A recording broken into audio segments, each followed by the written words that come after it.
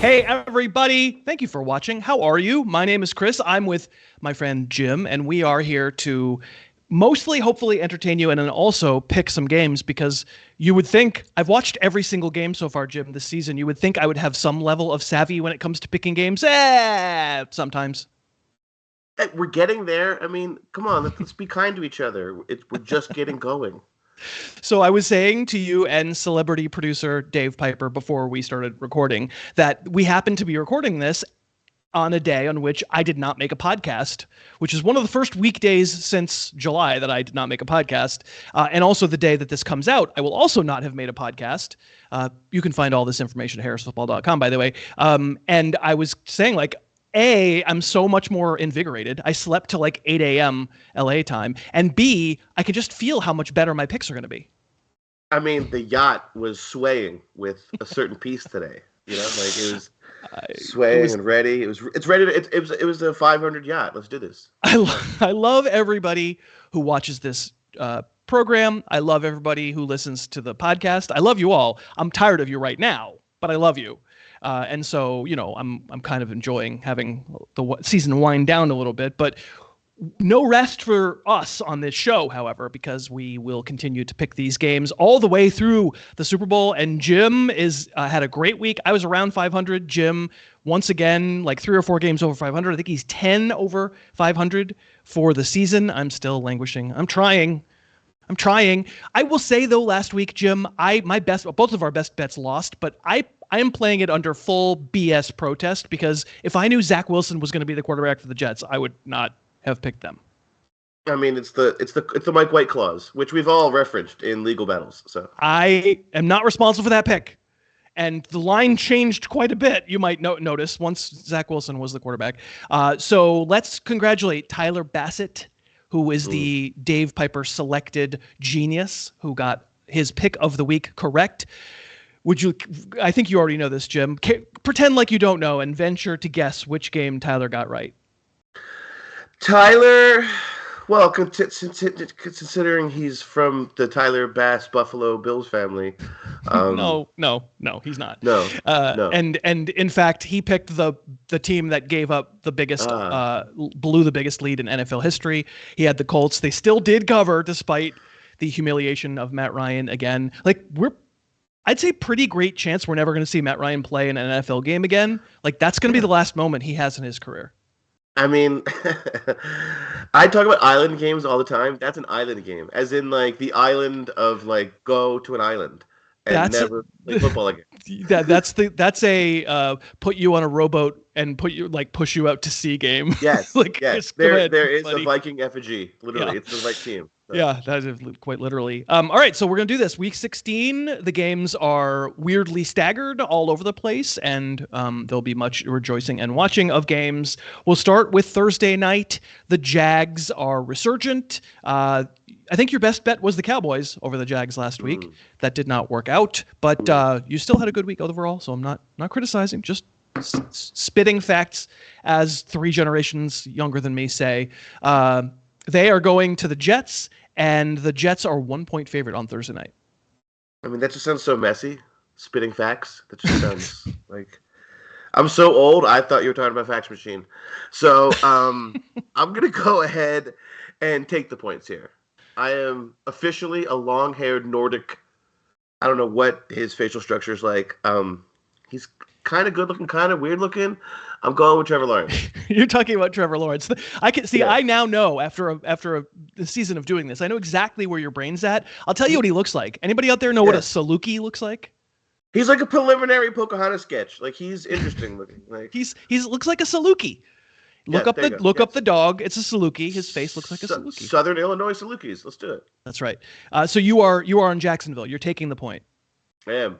Yeah. Okay. It's a Doug Peterson thing. I mean, I can't. He's just look at his face. It's so big. You love him.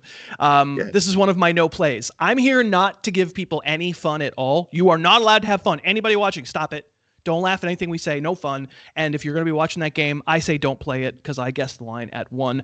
Jim, you'll be happy to know that I only guessed 3 lines this week. Unlike last week where I guessed, was it 6? Was it 7? It was annoying. It was 5. It was 5. Yeah. I only have to pick one game that I don't want to pick.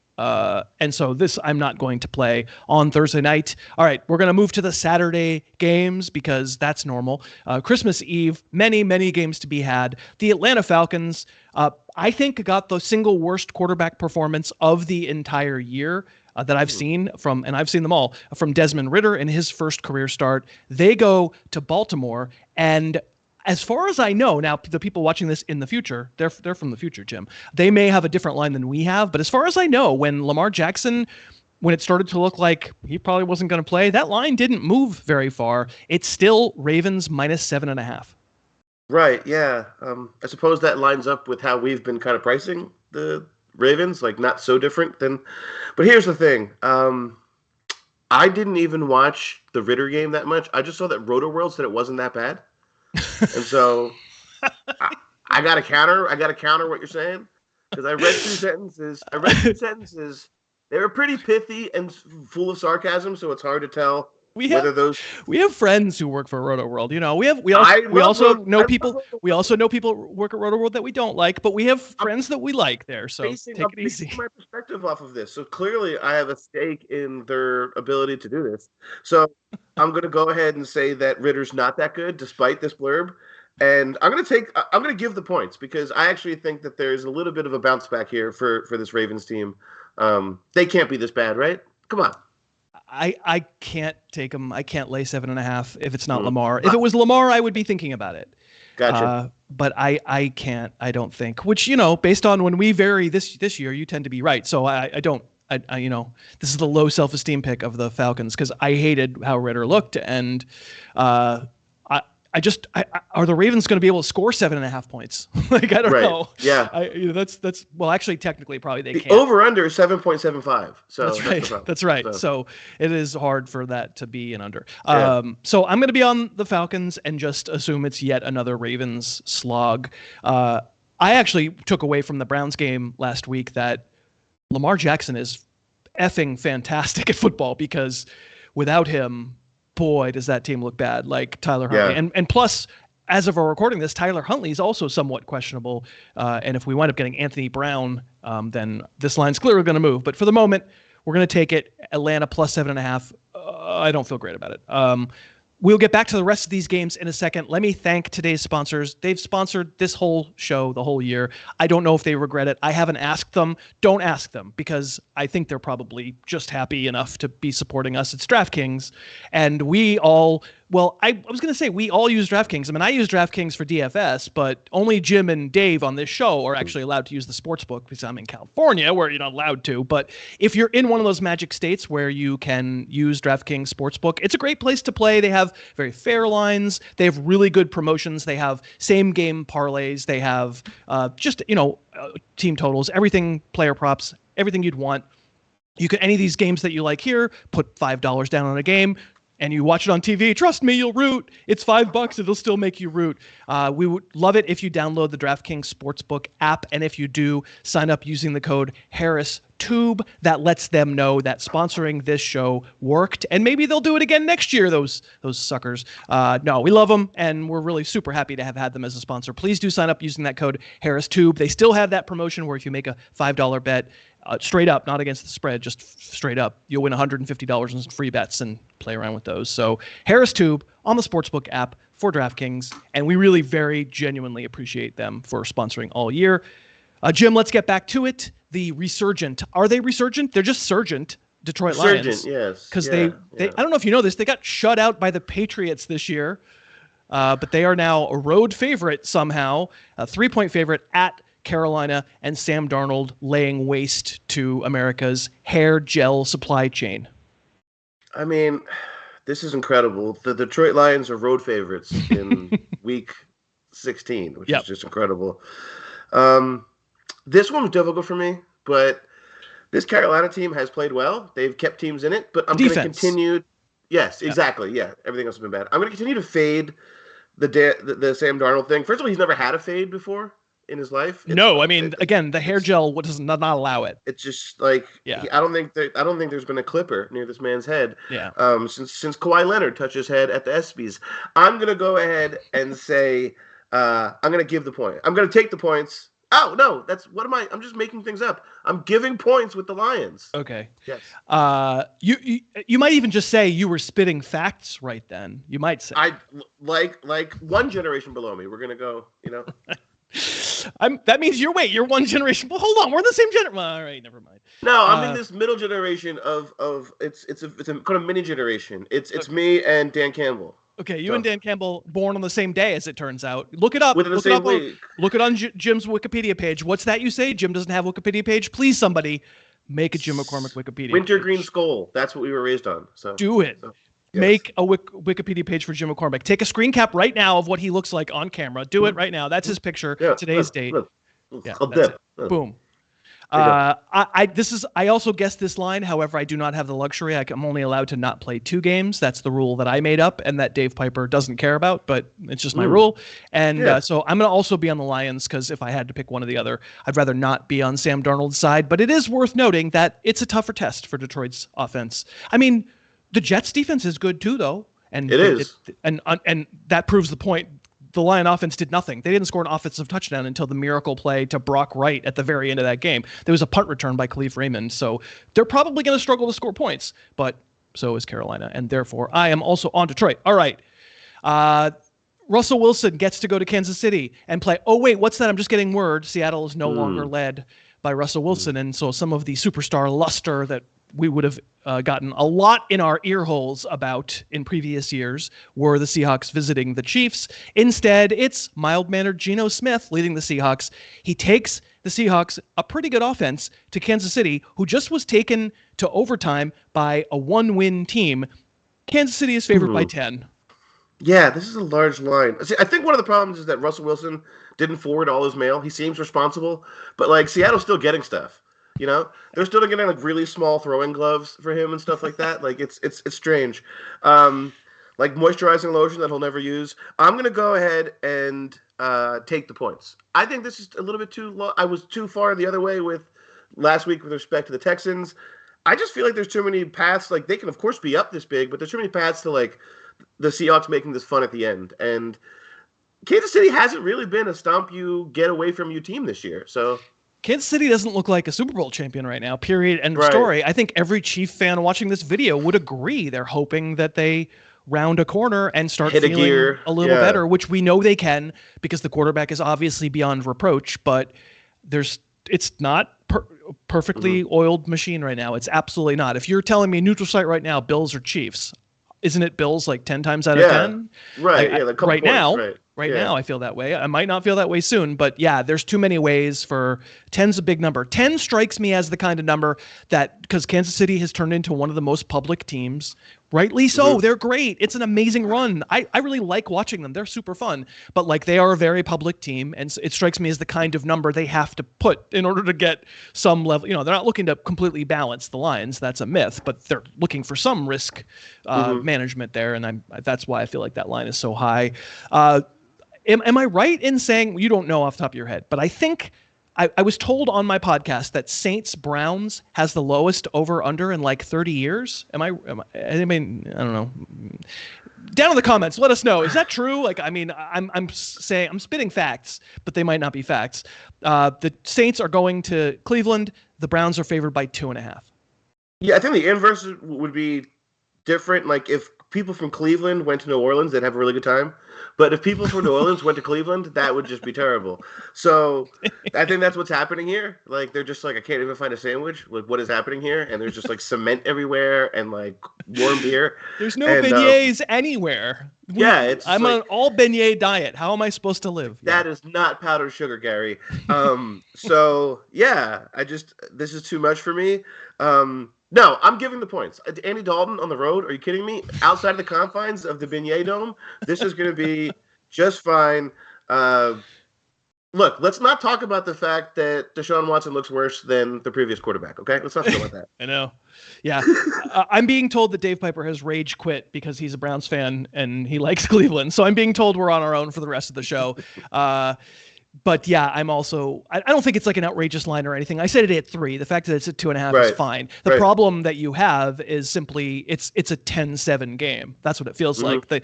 For fantasy purposes, everybody's all over the Browns defense. I ranked them in top 5. I just don't feel like it's a likely scenario that the Saints suddenly show something they haven't shown in months and months and months. And how damning is it of Jameis Winston that he's not playing? Because Dalton is terrible. Dalton was really good. A controversy. Yeah. Dalton was really good for the first 2 drives against the Falcons, and they scored 2 touchdowns. And he was hot, steaming garbage after that. And he's just not a good player. Redheads are not solidarity. That's what it's like being in the writing room with him. He gives out 2 jokes, and then he's like, "Boys, that's it." No solidarity, redhead wise, with Andy Dalton.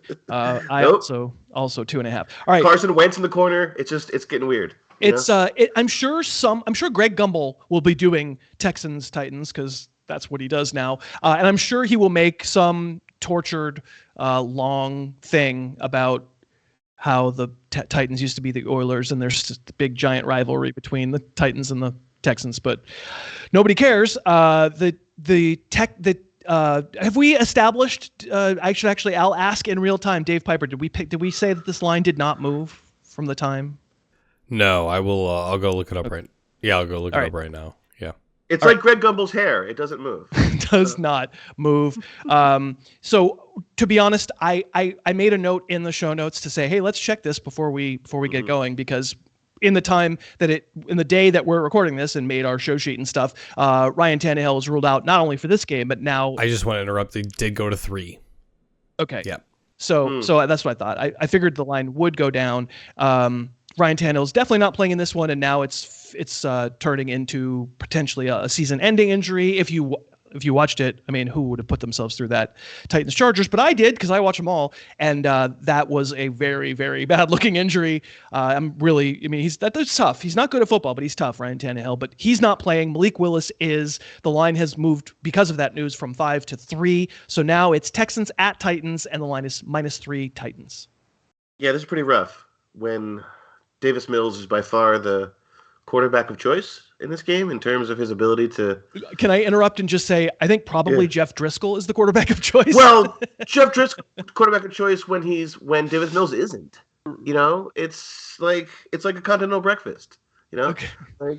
No, but all the scones are hard. It's not good. Right. And this is kind of ridiculous, this game. I'm still going to give the points because Mike Vrabel has a strong jawline, and there's no way that they're this bad, right? Come on. Like, even with Malik Willis, is there going to be an elbow pass in this game? Like a pass from an elbow? It's bad. This is bad. So I think I have to be on the Texans. Malik Willis has been bad. I don't think that they move the ball at all. Houston didn't have either of their starting corners and played very well against the Chiefs. And I just think. Doesn't Derrick Henry average like 400 yards against the Texans? He does, and he will. I mean, it'll be fine. But so what? I think it'll still be. I don't know. When it was 5, I was going to be on. When it was 5 with Tannehill, I was going to be on Houston.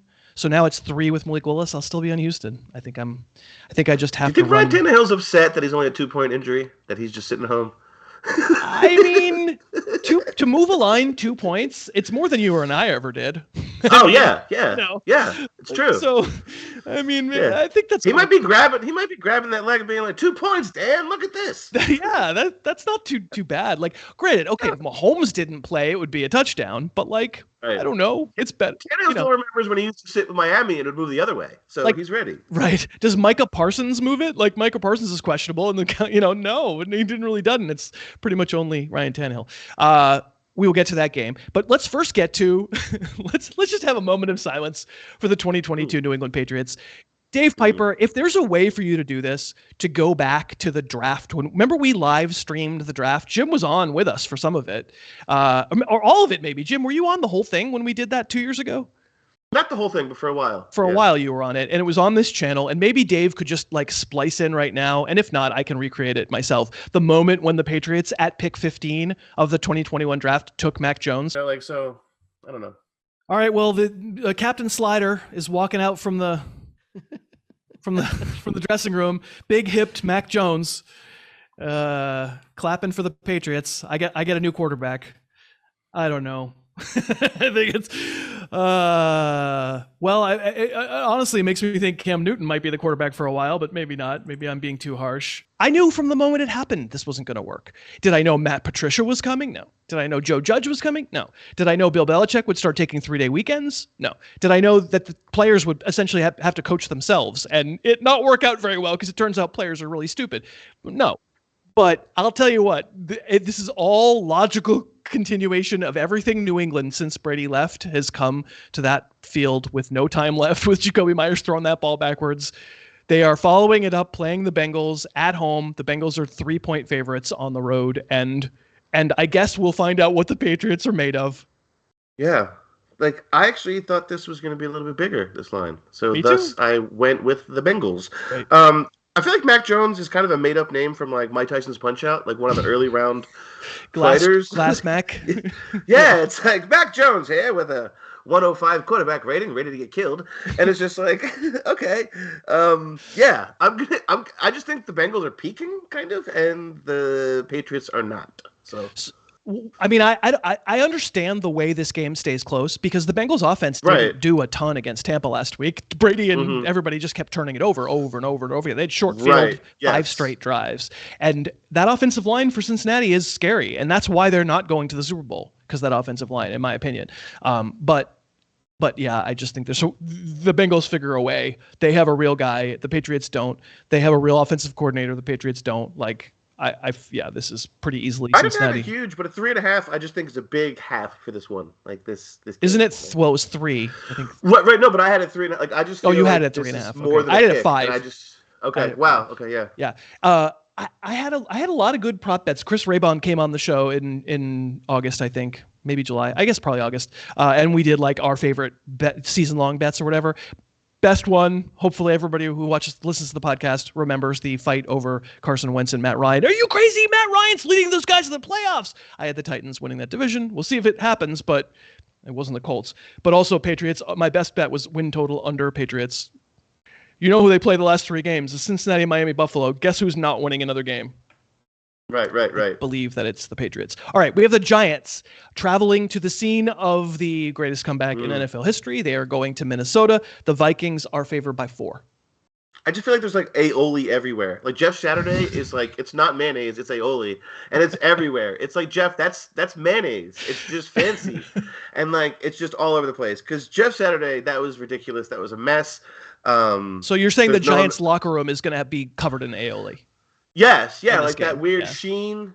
Sheen. They can't get it out. It's in the grout. It's in the tile. They can't get it out. It's like the good mayonnaise, which is, I'm not even sure there is good mayonnaise, but this is the good stuff. Right. And I'm going to give the points to Minnesota. I actually, I know that this is ridiculous. They've been stumbling in their own way the whole year. But the Giants have finally shown themselves. This is who the Giants are. So, yes, I'm giving the points. So you're on Minnesota, -4. The Giants just won a game on the road. And what do you mean the Giants have shown themselves? If anything, they showed themselves that they... All right, never mind. They overorder. They don't know how to pace themselves. Well, now that... I mean, really, that feels like a great system. We should have maybe just a podcast about, tracking...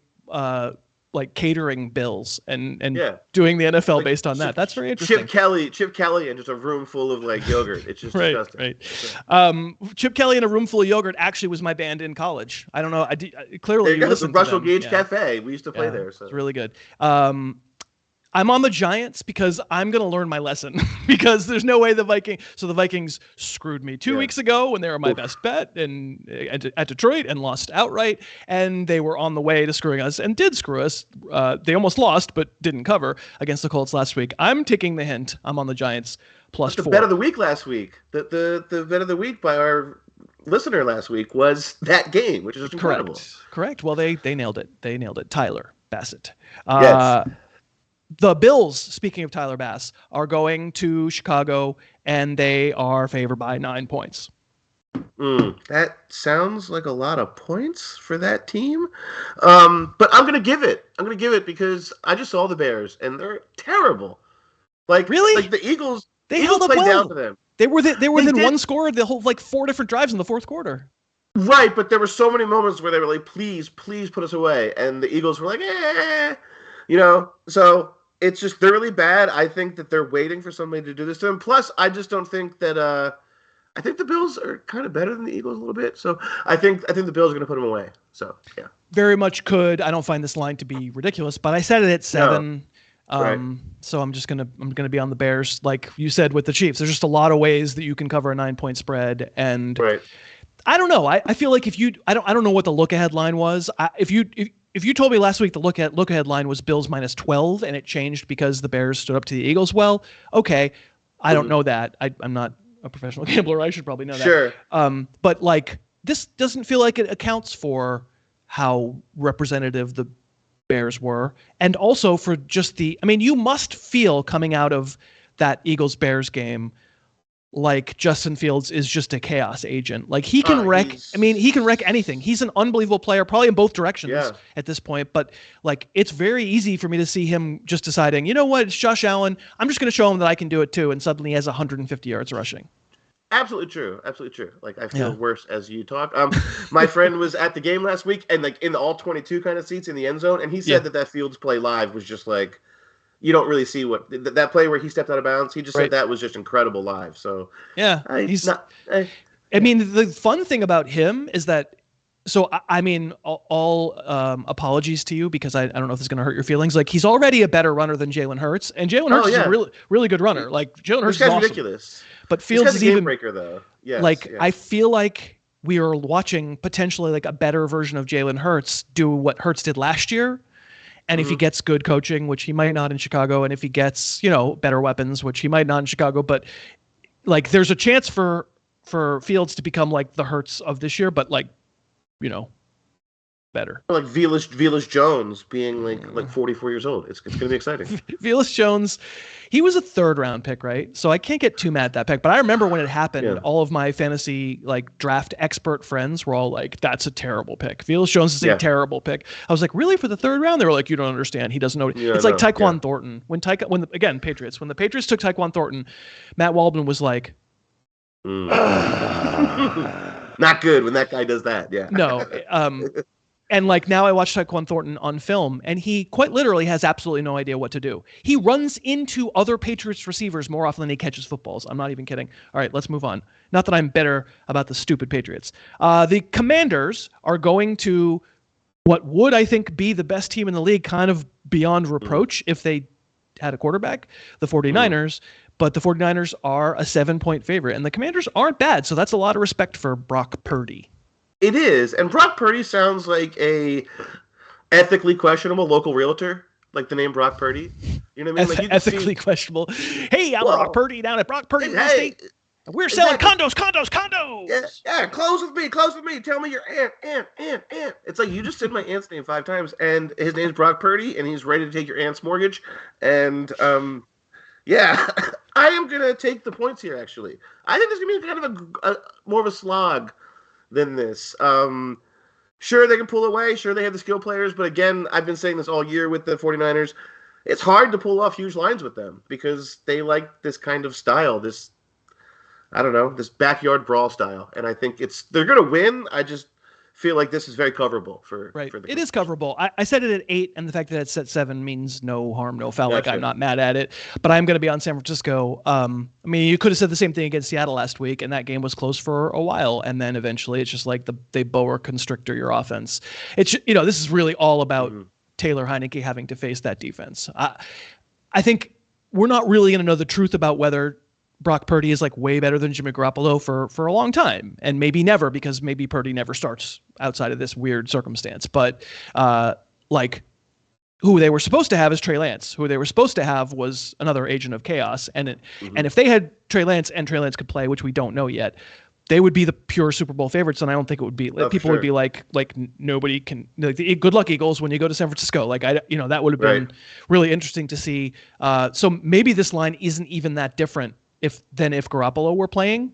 I don't really know. I don't think Garoppolo would make it -10. I think people would probably be 7.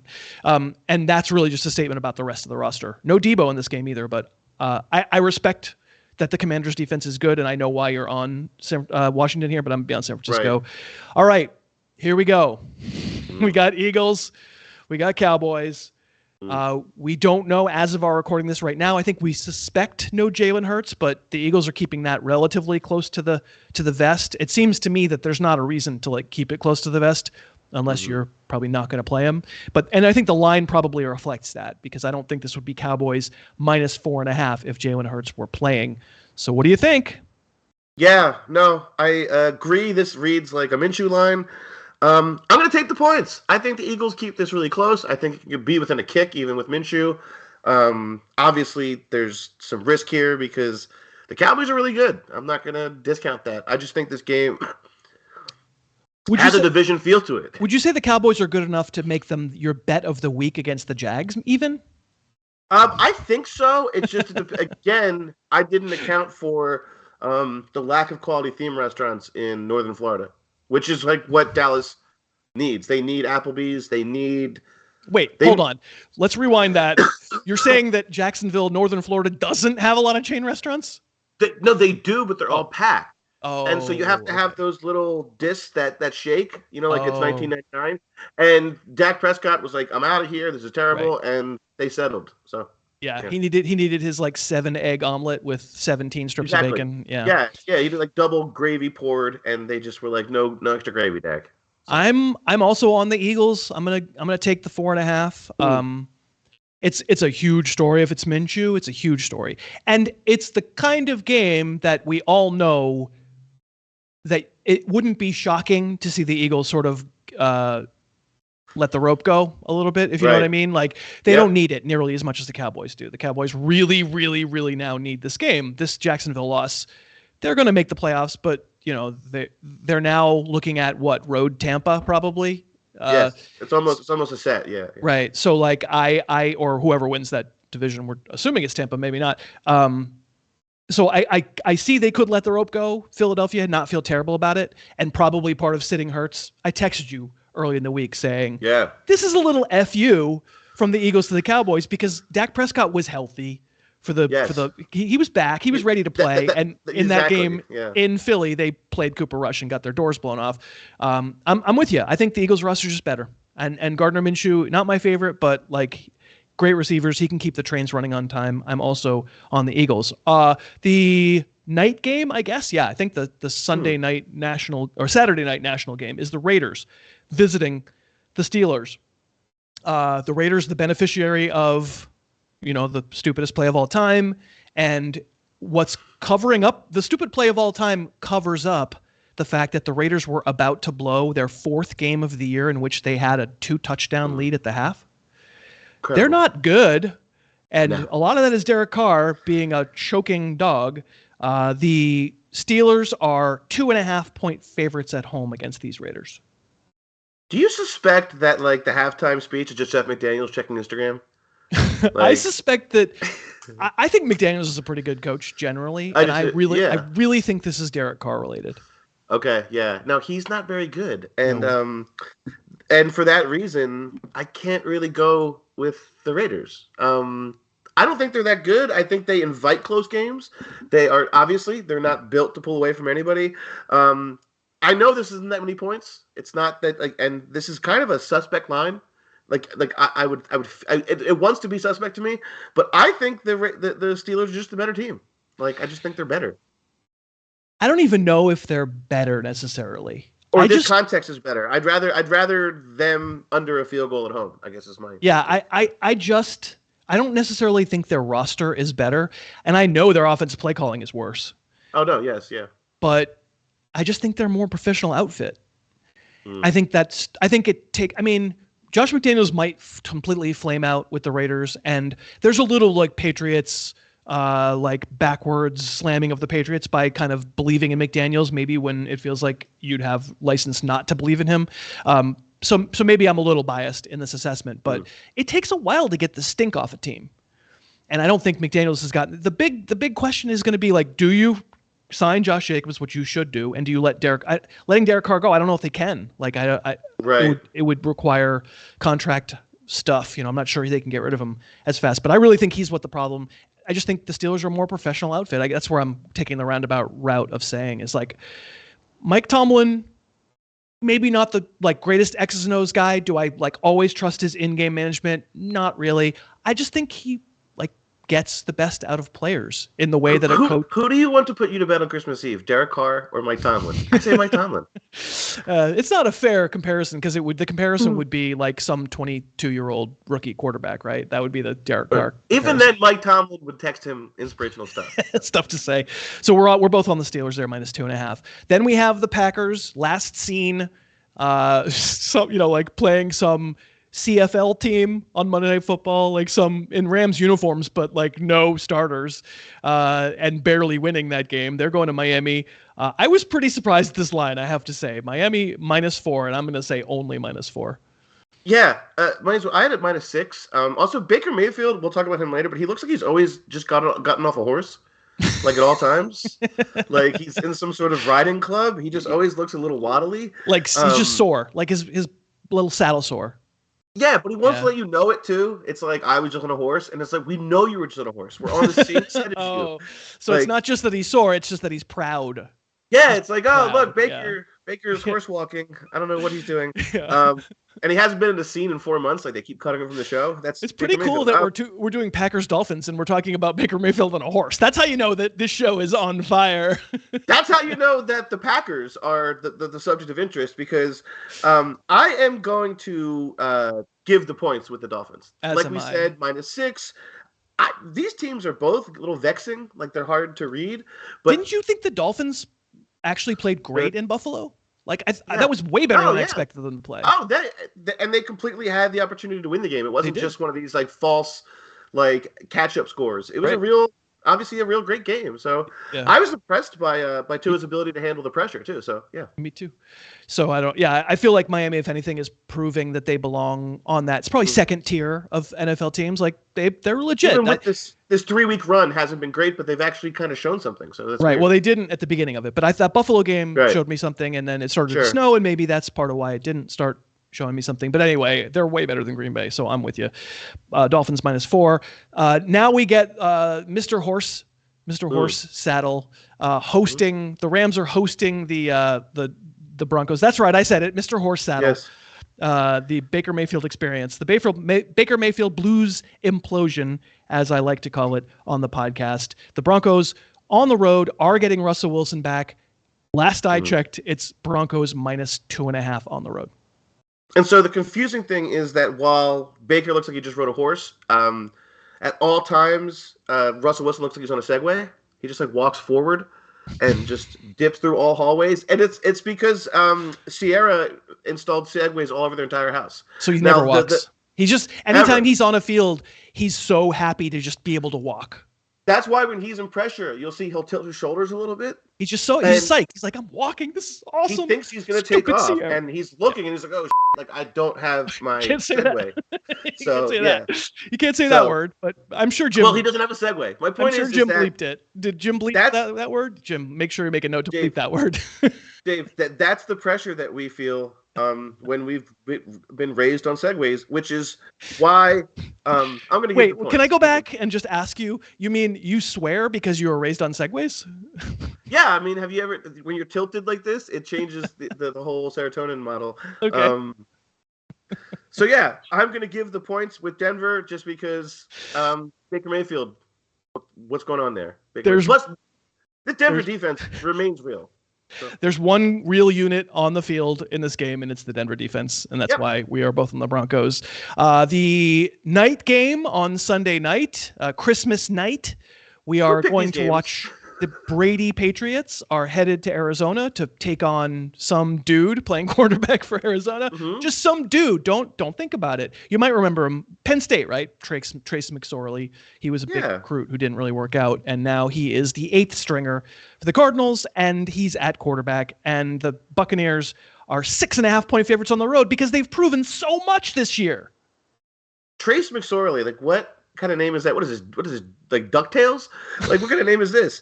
I'm going to go ahead and give the points on the road. This is ridiculous that I'm doing this, but the Cardinals are awful. And the Bucs are awful too, but at least they have friends who pick up the phone.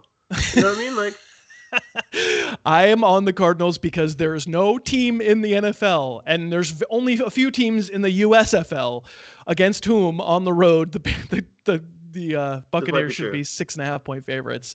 This is just a purely like. It's a hard knocks line. It's a hard knocks line. This is a line for the next week when we go back and watch. This is what this was. The disrespect that's going to be JJ Watt just like pounding his forehead against a. Yeah, he's locker. Just eating a laptop. Yes, yeah, he's eating like key by key. He's taking up. This is the Q key for Brady. But alone on the field, right, solemnly. Yeah. Proudly, even with the little Man of the Year thing with on his with an Intel shirt, strangely an Intel Pentium. That's right. So. 6.5. I'm going to take those points because I can't do it. I honestly, it wouldn't have mattered. It didn't matter what team you put there.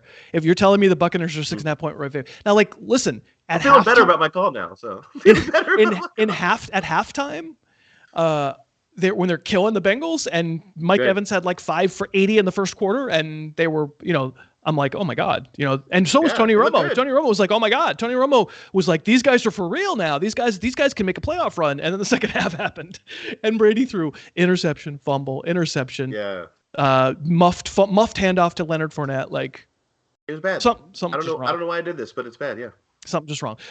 You'll probably win. I mean, again, you've been killing it, and I've not been. Monday night in La Liga Lebowski, I will be fretting the combination of Justin Herbert, Mike Williams, and Keenan Allen all going on my opponent in the semifinals of La Liga Lebowski through very scurrilous means. Jim, I know you're not in that league. We're going to talk about the league that you're in a second, but that was a controversial trade, to say the least.